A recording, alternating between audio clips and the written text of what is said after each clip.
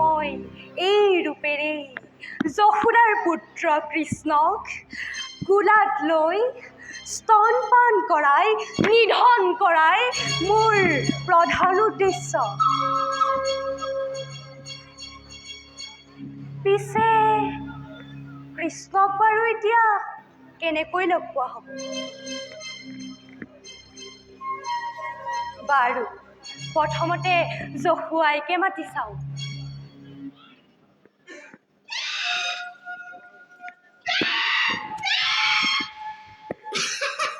আই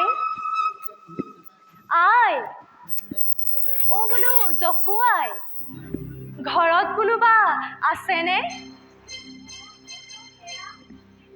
ৰবা মই গৈছো।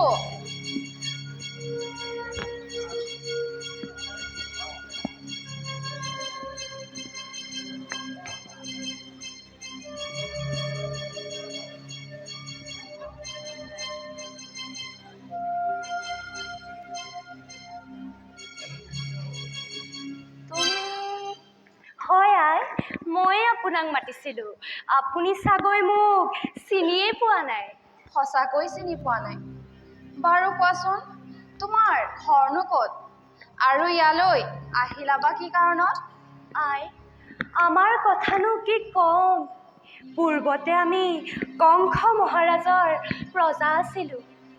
কংস মহাৰাজে সকলো বৈষ্ণৱ ধৰ্মৰ প্ৰজাৰ ওপৰত অত্যাচাৰ চলোৱাত সেই ঠাই ত্যাগ কৰি আহি বৰ্তমান এই গাঁৱৰ সৌ সিমূৰে আশ্ৰয় লৈ আছোহি। পিছে আই, গোৱালীসকলৰ মুখত শুনিবলৈ পাইছোঁ আপোনাৰ এই বৃদ্ধ বয়সতো হেনো এটি মনোমোহা পুত্ৰ সন্তান জন্ম হৈছে। তাকে এবাৰ চাই যাওঁ বুলি আহিলোঁ। মোক বাৰু দেখুৱাবনে আই? আই ঐ দেহি, কিয় তেনেকৈ কৈছা? তুমিহে নালাগে, গোকুলৰ সকলো গোৱালী আহি মোৰ বাচাক চাই গৈছেহি। তুমি খন্তেক বহা, মই বাচাক ভিতৰৰ পৰা লৈ আহোঁ। ভাল বাৰু আই।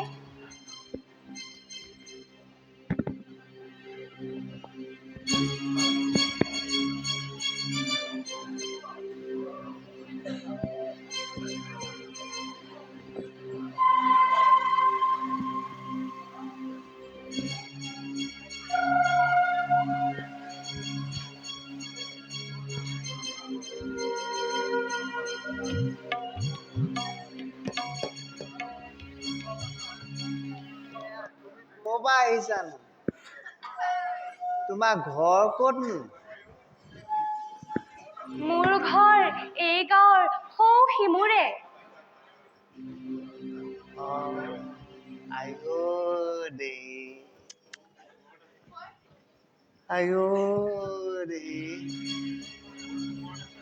সৌ সিমূৰত ঘৰ? ইমান দিনে দেখাই নাই যে তোমাক।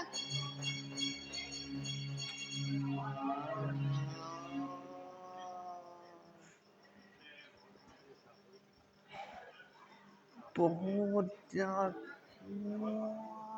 চাবই নোৱাৰি দেই, কি যে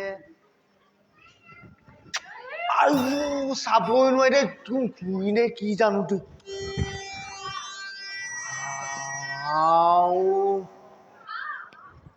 চাবই নোৱাৰি দেই। এই জুইয়ে নে কিয়ে নে একোৱা ক'ৰ পৰা কিনো আহিলে ৰাম। আকৌ মই চাই থাকিবলৈও মন যায় নহয়, যেন চামে নে নাচামে। চায়ে থাকো নেকি বাৰু এপাক? চাওঁৱে আৰু। মোক গোপৰাজে এদিন কৈছিলে আকৌ দেই গোপৰাজে কি কৈছিলে গম পায়নে গোপৰাজে কৈছিলে বোলে হয়তো ভাল দিন আহিলে আকৌ দেই পালেহিয়ে নে কিয়ে নে মই নাজানো আৰু পালেহিয়ে যেনে পাইছো আৰু আহিলে চাবই নোৱাৰি যেনে তুম কি কৈছা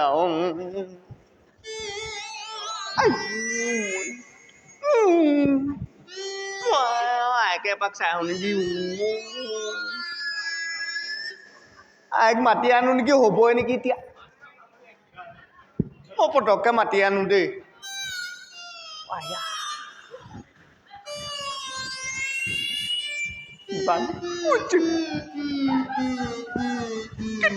এনেকে যাওঁ নেকি